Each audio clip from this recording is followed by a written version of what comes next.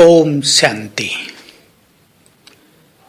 संगम युग पर भाग्यवान आत्माओं को प्रभु मिलन हुआ है और जो इस अनमोल समय को यूं ही गंवा देते हैं उनको तो कोई भी बुद्धिमान नहीं कहेगा। विचार कर लें, भगवान भाग्य बांटने आया है, वो हमें अपने सर्व खजाने देने आया है, शक्तियों से भरपूर करने आया है। जो हमने भक्ति मार्ग में मांगा था वो सभी कुछ देने आ गया है, क्योंकि उसे पता है हमने क्या मांगा था।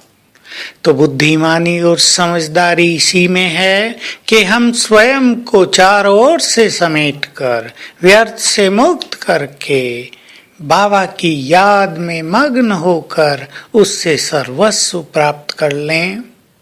व्यर्थ में तो कोई आनंद नहीं है। व्यर्थ तो मनुष्य को भटका देता है, उसके मन को विचलित कर देता है। इस संसार में समस्याएं तो पहले ही बहुत हैं, मनुष्य का मन तो पहले ही बहुत परेशान रहता है।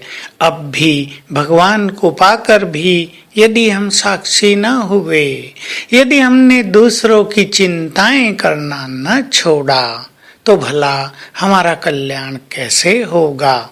बहुत अच्छी तरह इस गुह्य रहस्य को जान लें। यदि हम स्वयं की चिंता करेंगे, अर्थात अपने श्रेष्ठ पुरुषार्थ करने की चिंता करेंगे, अर्थात जो कुछ बाबा ने हमें कहा है उसे संपूर्ण रूप से करने की चिंता करेंगे, प्रतिज्ञा करेंगे, तो हमारी सभी चिंताएं समाप्त हो जाएंगी और आपके परिवार की, काम धंधों की चिंता स्वयं भगवान को होगी। लेकिन जब आप उनकी चिंता में लगे रहते हैं तो बाबा सोचता है फिर इन्हें लगे रहने दो, मैं इनकी चिंता क्यों करूं। उसका ध्यान किसी और की ओर चला जाता है। तो आइए हम सभी बाबा की याद में मग्न होकर इस संगम युग के अनमोल काल को आनंदों में व्यतीत करें। कितना बड़ा भाग्य है हमारा, सम्मुख भगवान बैठकर हमें पढ़ाते हैं, वो हमें घर ले जाने के लिए आ गए हैं। कितनी बड़ी चीज है। रोज सवेरे हमसे मिलन करने आ जाते हैं, हमें जगाने आ जाते हैं, हमें बहुत सुख देने, हमारे दुखों को हरने, हमारे दुखों के आंसू पोंछने के लिए आ जाते हैं। फील करें उनके इस परम पवित्र प्यार को जो वो हमें दे रहे हैं। तो अपने को चेक कर लें, ऐसे सुंदर समय पर हम कहीं भटक तो नहीं गए हैं, हम कहीं अटक तो नहीं गए हैं, या कहीं लटक तो नहीं गए हैं। इन सब से हमें मुक्त होना है। देहधारियों से प्यार तो हम जन्म जन्म करते आए हैं। अब यदि देहधारियों से प्यार करते रहेंगे तो वास्तव में रहस्य तो यही है, द्वापर युग के बाद किसी भी जन्म में हमें सच्चा प्यार देहधारियों से प्राप्त नहीं होगा। और जो इस समय स्वयं को प्रभु प्रेम में मग्न कर देंगे, उन्हें जन्म जन्म देहधारियों का भी निस्वार्थ प्यार मिलता रहेगा। इसलिए समय के महत्व को समझते हुए अपने संपूर्ण प्यार को एक में डाइवर्ट कर दें। जितना प्यार हम देहधारियों से करते हैं उतना प्यार यदि परमपिता से करें तो कमाल हो जाए।